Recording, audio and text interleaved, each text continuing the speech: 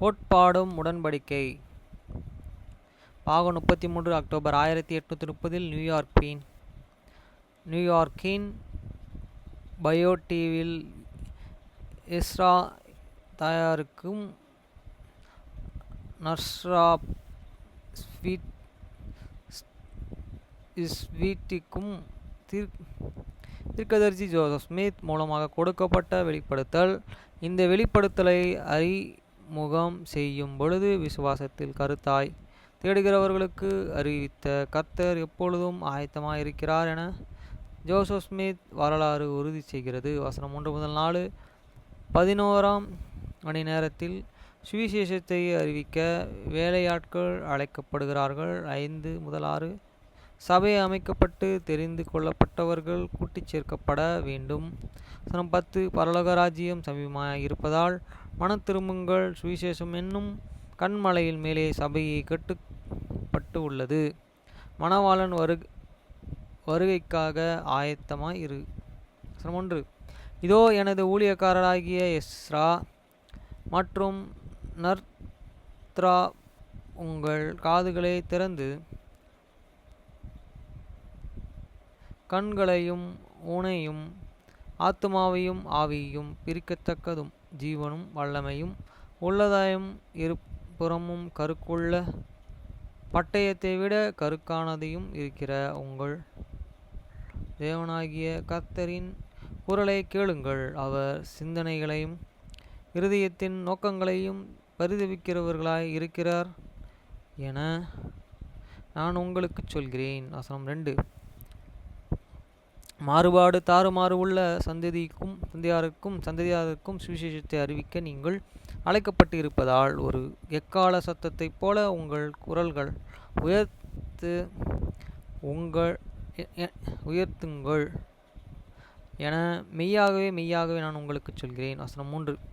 ஏனெனில் இதோ வயல் எப்பொழுதோ அறுப்புக்கு விளைந்திருக்கிறது, அது 16வது மணி நேரமாயிருக்கிறது என திராட்சை தோட்டத்திற்கு வேலையாட்கள் அழைக்கிற அதுவே எனது கடைசி முறையாயிருக்கும்.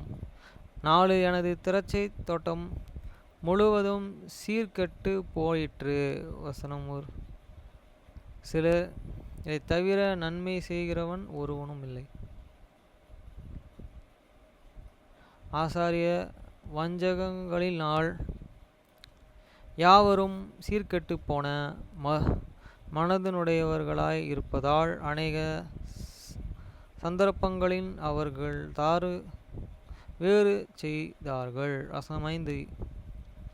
இந்த சபை நான் ஸ்தாபித்த வனாந்தரத்திலிருந்து எழுந்து வர அழைத்தேன். மெய்யாகவே நான் உனக்கு சொல்கிறேன். வசனம் 6. என்னிலே நம்பிக்கை வைத்து எனது குரல்கள் கேட்கும் அநேகரையே பூமியில் நான் மூலைகளிலிருந்தும் என தெரிந்து கொள்ளப்பட்டவர்களாயும் என கூட்டிச் சேர்ப்பேன். வசனம் 7. ஆம், வயல் எப்பொழுதே அறுப்புக்கு விளைந்திருக்கிறது. ஆகவே என்னுடைய அரிவாள்களை நீட்டி உன் முழு ஊக்கத்தோடும் உன் மனதோடும் பலத்தோடும் அறுப்பாயாக என மெய்யாகவே நான் உனக்கு சொல்கிறேன்.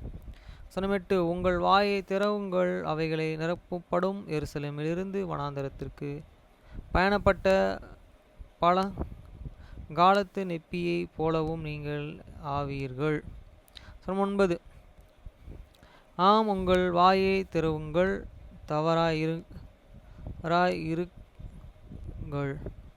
உங்கள் முதுகு குழிகளில் மேலே அரைக்கட்டுகளால் சுத்தமாக்கப்படுவீர்கள். ஏனெனில் இதோ நான் உங்களுடன் கூட இருக்கிறேன். வசனம் 10.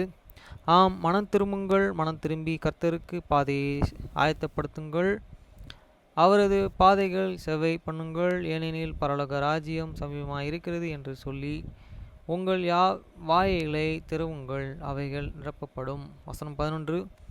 ஆம், உங்கள் பாவங்களிலே மன்னிப்பிற்காக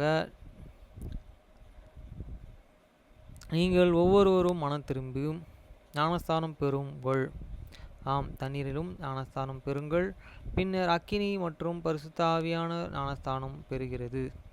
12 இதோ மெய்யாகவே மெய்யாகவே நான் உங்களுக்கு சொல்கிறேன், அது என்னுடைய சுவிசேஷம். அவர்கள் என்னிலே விசுவாசம் கொண்டு இருக்கிற வேண்டும், அல்லது அவர்கள் வந்த விதத்திலும் இரட்சிக்கப்பட மாட்டார்கள் என்பதையும் நினைவு கூறுங்கள். வசனம் 13 இந்த கன்மலையின் மேலே நான் எனது சபையை கட்டுவேன். ஆம், அந்த கன்மலையின் மேலும் நீங்கள் கட்டப்பட்டு இருக்கிறீர்கள். நீங்கள்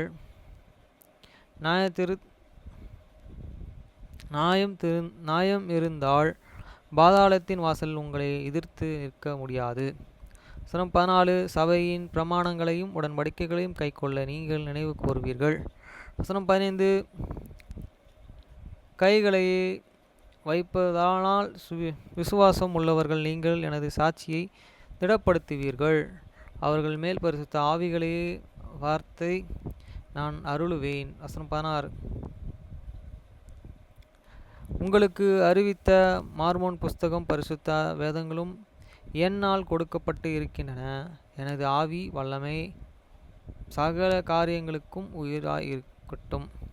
வசனம் 17 ஆகவே விசுவாசமாய் இருங்கள், எப்பொழுதும் ஜெபம் செய்து மணவாளனின் வருகைக்கு ஆயத்தமாய் இருக்கும்படியாக உங்கள் விளக்குகளை ஆயத்தப்படுத்தி எரிய வைத்து உங்களோடு எண்ணெயை வைத்து இருங்கள். வசனம் 18 ஏனெனில் இதோ மெய்யாகவே மெய்யாகவே நான் உங்களுக்கு சொல்கிறேன், நான் சீக்கிரமாய் வருகிறேன். அப்படியே ஆகக்கடவது. ஆமேன்.